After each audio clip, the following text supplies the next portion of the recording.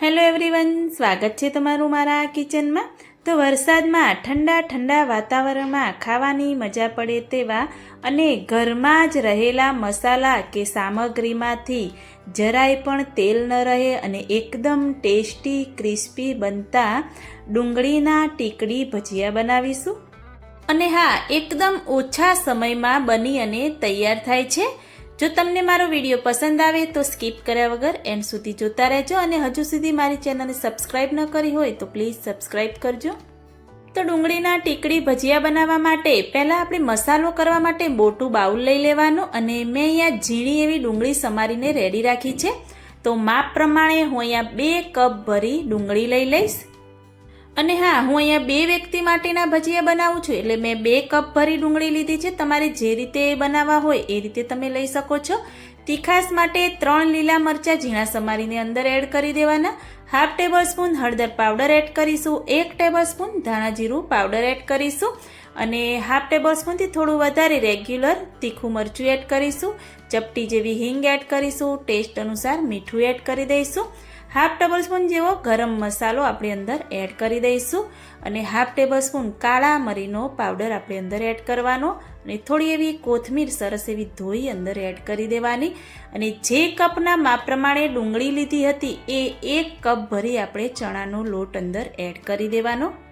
તો ઉપરથી ક્રિસ્પી અને ક્રન્ચી બનાવવા માટે 2 ટેબલ સ્પૂન મેં અહીંયા સૂજી એડ કરી દીધો છે। એ ઓપ્શનલ છે, પરંતુ સૂજી એડ કરવાથી જે ટીકડી ભજીયા છે એકદમ સરસ એવા ક્રિસ્પી કુરકુરા બનીને તૈયાર થાય છે। તો આ રીતે બધા જ મસાલા કરી પાણી એડ કર્યા વગર પહેલાં આપણે બધા જ મસાલા સરસ એવા મિક્સ કરીશું। ડુંગળીમાં થોડું એવું પાણી છૂટશે એટલે અત્યારે આપણે પાણી એડ નથી કરવાનું।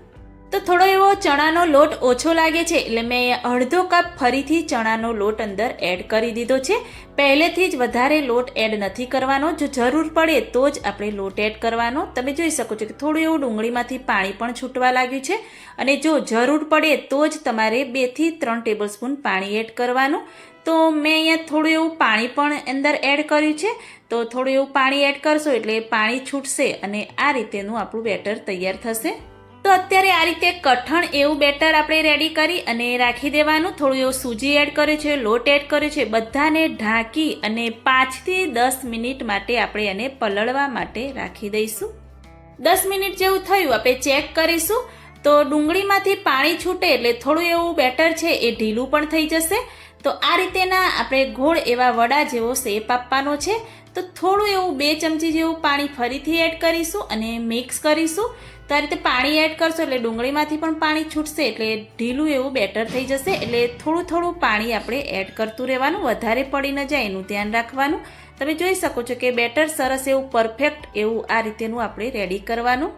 તો મેં સાઈડમાં તેલ પણ ગરમ કરવા રાખી દીધું છે અને આપણે પહેલેથી જ ટીકડી જેવો શેપ નથી આપવાનો, જે પકોડા કે ભજીયા ઉતારીએ છીએ એ રીતેના આપણે ઉતારવાના છે।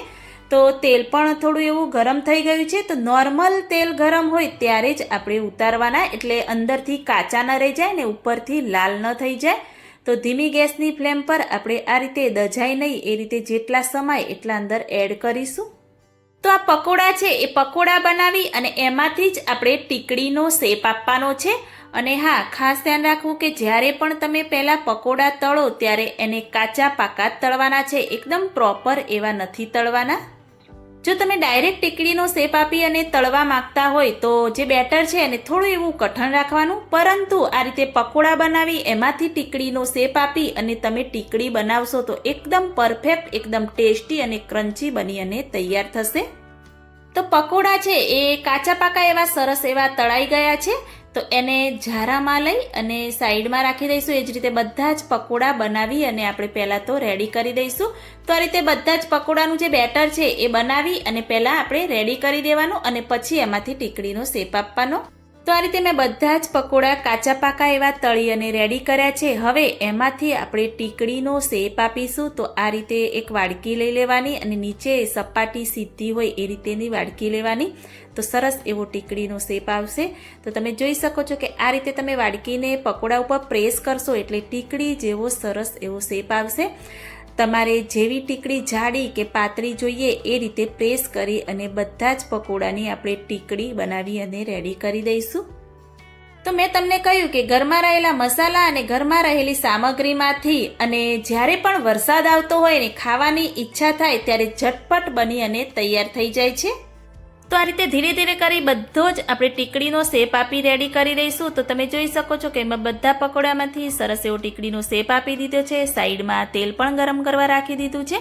તેલ ઓલરેડી ગરમ જ હતું, પરંતુ થોડું એવું આપણે ગરમ કરી દઈશું. તો વધારે ગરમ ન થાય એનું પણ ધ્યાન રાખવાનું. મીડિયમ ગરમ તેલ હોય ત્યારે જ તમારે આ રીતે ટીકડી અંદર એડ કરવાની, એટલે વધારે પડતી લાલ ન થઈ જાય અને અંદરથી કાચી ન રહે. મીડિયમ ગેસની ફ્લેમ પર તમે આ તળશો એટલે અંદરથી સરસ એવી તળાઈ જશે અને ઉપરથી એકદમ ક્રિસ્પી એવી ટીકડી બની અને તૈયાર થશે. તો બહાર લારી પર ઇડલી વડા મળતા હોય છે એની સાથે પણ આ ટીકડી મળતી હોય છે, તો ખૂબ જ એવી ટેસ્ટી લાગતી હોય છે. તો બહાર જેવા ટેસ્ટમાં આપણે ઘરે બનાવીને રેડી કરી દીધી છે. એ જ રીતે બધી જ ટીકડી તળી અને આપણે સર્વિંગ પ્લેટમાં લઈ અને રેડી કરી દઈશું. તો તમે જોઈ શકો છો કે જોઈને મોઢામાં પાણી આવી જાય અને વરસાદ આવતો હોય અને ઠંડુ ઠંડુ વાતાવરણ હોય તો ખાવાની ખૂબ જ મજા પડે તેવી મેં અહીંયા ડુંગળીના ટીકડી ભજીયા બનાવી અને રેડી કરી દીધા છે. તો એની સાથે ડુંગળી હોય, મરચાં તળેલા હોય કે કોઈ ગ્રીન ચટણી કે સોસ હોય એના સાથે પણ ખૂબ જ એવા ટેસ્ટી લાગે છે. ઉપરથી એકદમ ક્રિસ્પી ક્રન્ચી, અંદરથી સોફ્ટ એવી ટીકડી બનીને રેડી થઈ છે. તો તમે પણ આ વરસાદમાં આ રીતે ચોક્કસથી ટ્રાય કરીને બનાવજો અને મને કમેન્ટમાં જરૂરથી બતાવજો કે મારી આ રેસીપી તમને કેવી લાગી. આ જ રીતે વરસાદમાં અલગ અલગ પકોડા, અલગ અલગ ભજીયાની રેસીપી તમને મારી ચેનલમાં જોવા મળી રહેશે. જો સારી લાગે તો મારી ચેનલને લાઇક, શેર, કમેન્ટ કરજો. મળીએ કોઈ એક નવા વિડીયો સાથે, નવી માહિતી સાથે. ત્યાં